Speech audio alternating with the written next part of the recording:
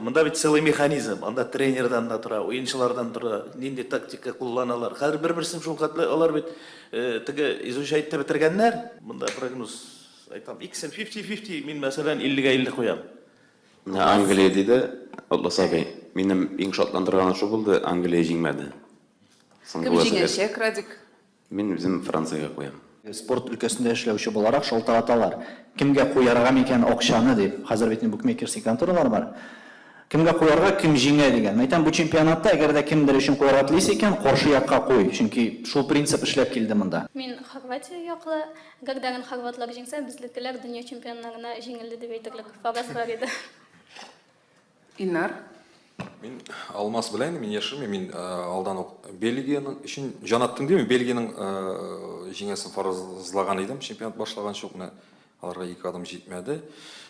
Келішмеш olмай, бұйылғы дүния чемпионатын әрсәрі фаразлау мәғінәсізге айленіп бара. Хорватияға жеткендер деймін, чүнки ялар сынғы 2 матчына 2-сін пенальти бойынша, 1-сін үстеме уақытылдар, мен Франция деймін.